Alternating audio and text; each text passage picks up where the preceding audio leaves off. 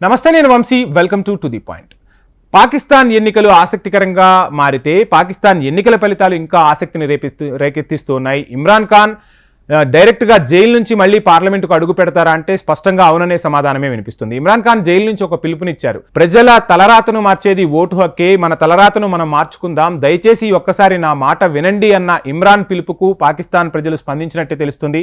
పాకిస్తాన్ పాలకులు ఇప్పటి వరకు పాకిస్తాన్ ప్రజల తలరాతను మార్చలేదు. ఓటు అనే హక్కు ద్వారా తమ తలరాతను తామే మార్చుకుందామని పాకిస్తాన్ ప్రజలు ఈసారి డిసైడ్ అంటే కనిపిస్తుంది. ఫలితాలను చూస్తే అలానే అనిపిస్తుంది.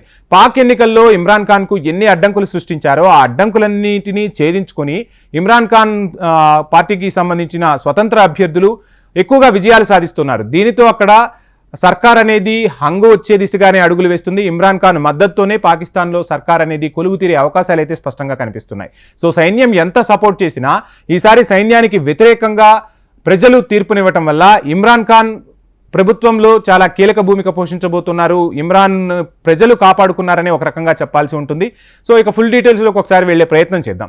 పాక్ ఎన్నికల్లో ఇమ్రాన్ ఖాన్ అభ్యర్థుల హవా అయితే స్పష్టంగా కనిపిస్తుంది. ఇక సార్వత్రిక ఎన్నికల్లో అనూహ్య ఫలితాలు వెలువడటం ప్రపంచాన్ని విస్మయానికి గురిచేస్తుంది.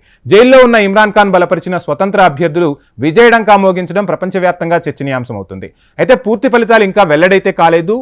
92 స్థానాల్లో విజయంతో ముందంజలో ఉన్నట్టు తెలుస్తుంది.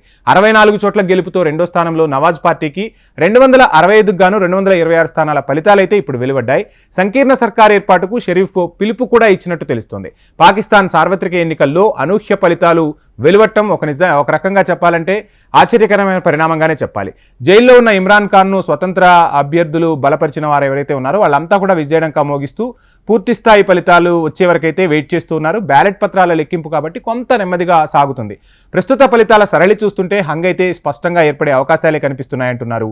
జాతీయ అసెంబ్లీలో అత్యధిక సీట్లను ఇమ్రాన్ ఖాన్ సారథ్యంలోని పాకిస్తాన్ తెహ్రీక్ ఇన్సాఫ్ పీటీఐ పార్టీకి చెందిన స్వతంత్ర అభ్యర్థులు సొంతం చేసుకోవచ్చని రాజకీయ విశ్లేషకులు భావిస్తున్నారు. ఇక రెండో స్థానంలో మజ్కిజీ ప్రధాని నవాజ్ షరీఫ్ నేతృత్వంలోని పాకిస్తాన్ ముస్లిం లీగ్ నవాజ్ పిఎంఎల్ఎన్ నిలిచే అవకాశం అయితే స్పష్టంగా కనిపిస్తుంది.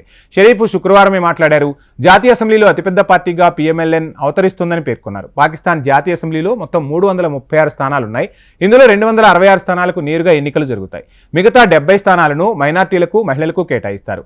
ఒక స్థానంలో అభ్యర్థి మరణించడంతో 265 స్థానాలకైతే పోలింగ్ జరుగుతుంది. ప్రభుత్వం ఏర్పరచాలంటే 133 సీట్లు కావాలి.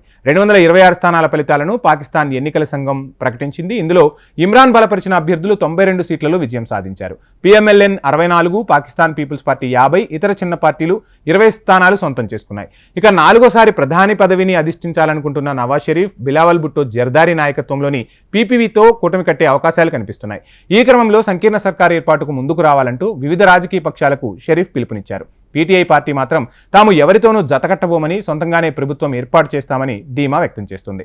తోషాఖానా సహా వివిధ కేసుల్లో జైలు శిక్ష పడటంతో ఎన్నికల్లో పోటీ చేయకుండా ఇమ్రాన్పై ఎన్నికల సంఘం నిషేధం విధించిన సంగతి తెలిసిందే. అంటే ఇక్కడ మనం ఒక పాయింట్ కూడా అర్థం చేసుకోవాలి. ఇమ్రాన్కు ప్రజల మద్దతు ఉందని తెలిసిన తర్వాతే ఇమ్రాన్ ఖాన్ను కనీసం ఎలక్షన్లో పోటీ చేయకుండా ఆపాలనే వాళ్ళు కుట్ర పనినట్టు కూడా మనం దీన్ని అర్థం చేసుకోవాల్సి ఉంటుంది. ఇక సాంకేతిక కారణాలతో ఆ పార్టీ గుర్తు బ్యాట్ కూడా రద్దయినా ప్రజలు మాత్రం ఇమ్రాన్ ఖాన్ వైపే నిలిచారనే చెప్పాలి. ఇక 2 స్థానాల నుంచి పోటీ చేసిన షరీఫ్ లాహోర్ నుంచి నెగ్గారు, మున్సహార్లో ఓడిపోయారు. సో ఏది ఏమైనా మొత్తంగా పాకిస్తాన్ ఎన్నికలైతే ఈసారి విచిత్రంగానే సాగినట్టు తెలుస్తోంది. సో మొత్తంగా అక్కడ సంకీర్ణ ప్రభుత్వం ఏర్పడటమే తరువాయి ఏ ప్రభుత్వం ఏర్పడినా పాకిస్తాన్ పాలకులు ప్రజల గురించి కొంచెం ఆలోచించి వారికి కావాల్సిన మౌలిక వసతులపై దృష్టి సారిస్తేనే ప్రపంచ దేశాలు కూడా పాకిస్తాన్కు సాయం చేస్తాయి. నిన్న మొన్నటి వరకు కూడా ఉగ్రమూకల దాడులతో దద్దరిల్లిపోయింది పాకిస్తాన్. ఎలక్షన్స్లో కూడా ఉగ్రదాడులు జరిగాయి. ఆ ఉగ్రభూతాన్ని సమూలంగా నిర్మూలించుకోగలిగితేనే పాకిస్తాన్కు భవిష్యత్తు ఉంటుంది. లేకపోతే ఎంతమంది పాలకులు మారినా అక్కడి ప్రజల జీవితాల్లో ఎటువంటి మార్పు రాదు. ప్రపంచం కూడా పాకిస్తాన్ను ఒక ఉగ్రవాద దేశంగానే ఎప్పటికీ చూస్తుంది. సో ఏది ఏమైనా ఇప్పుడైనా పాకిస్తాన్ ప్రజల్లో మార్పు వచ్చింది. ఆ ప్రజల్లోని మార్పు పాలకుల్లో కూడా వచ్చి పాకిస్తాన్ ప్రజల అభ్యున్నతికి అక్కడి ప్రభుత్వాలు పాటుపడాలని చెప్పి మనమందరం కూడా కోరుకుందాం. ఇది ఇవాల్టి to the point. Please subscribe HM TV.